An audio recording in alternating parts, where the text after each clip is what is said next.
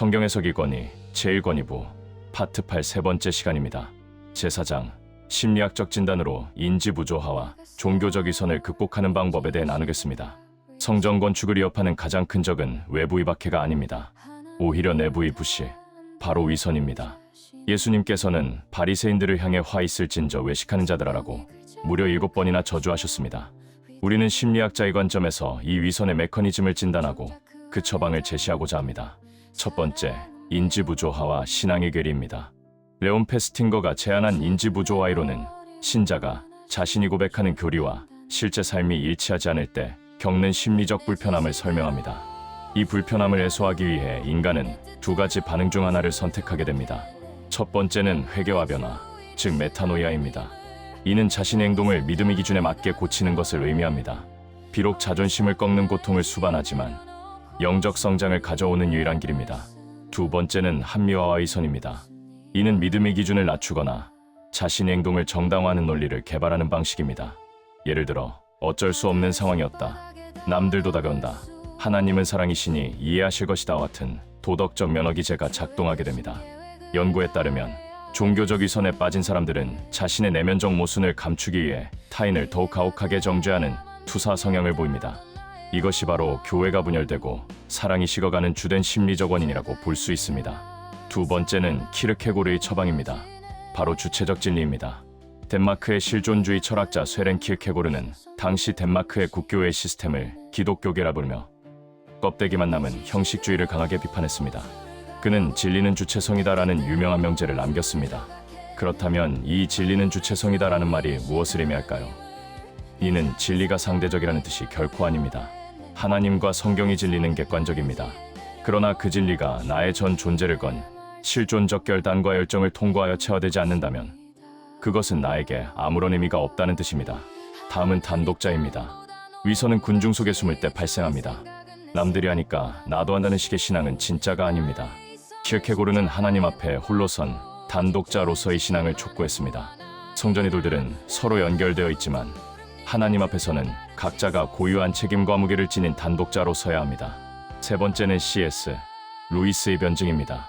위선자들 틈에서의 진정성에 대한 이야기입니다. 많은 비신자들이 교회의 위선자가 많아서 가기 싫다고 말합니다. C.S. 루이스는 이에 대해 깊은 통찰을 제시했습니다. 그의 첫 번째 통찰은 병원이 역설입니다. 교회는 완성된 성자들의 박물관이 아니라 아픈 죄인들이 치료받는 병원입니다. 병원에 환자가 많다고 해서 병원을 비난할 수 없듯이 교회에 죄인이 많은 것은 교회가 제 기능을 하고 있다는 증거일 수 있습니다. 중요한 것은 그들이 치료받고 있는가입니다. 두 번째는 가면의 중성입니다. 루이스는 때로는 믿음이 있는 척 행동하는 것이 도움이 될 수 있다고 말합니다. 선한 가면을 쓰고 계속 행동하다 보면 근육이 기억하고 마음이 따라가 실제로 변화될 수 있다는 행동주의적 접근입니다. 그러나 이것이 남을 속이기 위한 기만일 때는 지옥으로 가는 지름길이 됩니다. 세 번째는 자기 성찰의 거울입니다. 루이스는 타인의 위선을 비난하는 그 순간 나 자신이 교만의 위선에 빠질 수 있음을 경계했습니다. 마태복음 7장 3절에 내 눈 속에 들보를 보라는 예수님의 말씀은 최고의 심리학적 조언이라 할 수 있습니다. 제5장 참된 신앙의 정서와 열매, 즉 조나단 에드워즈의 영적 감별법입니다. 그렇다면 참된 산돌과 가짜 부석돌을 어떻게 구별할 수 있을까요? 18세기의 위대한 신학자 조나단 에드워즈는 그의 명저 신앙감정론에서 이를 위한 정밀한 진단 키트를 제공합니다. 첫 번째는 거룩한 정서와 일시적 충동의 구분입니다. 에드워즈는 참된 종교는 거룩한 정서에 있다고 정의했습니다. 그러나 그는 정서를 단순한 감정이나 신체적 흥분과 엄격히 구별했습니다. 거짓 표지들을 살펴보겠습니다.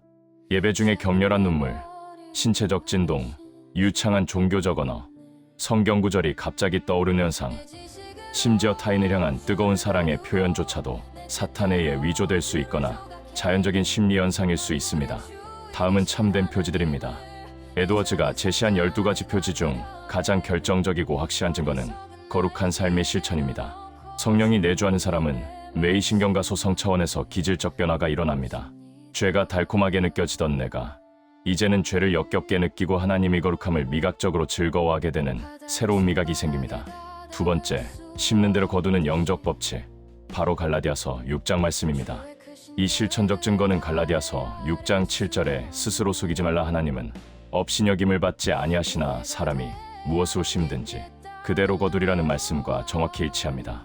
육체를 위하여 심는 자는 자신의 인정욕구, 쾌락, 이기심을 위해 시간과 물질을 쓰는 자로 썩어질 것을 거둡니다.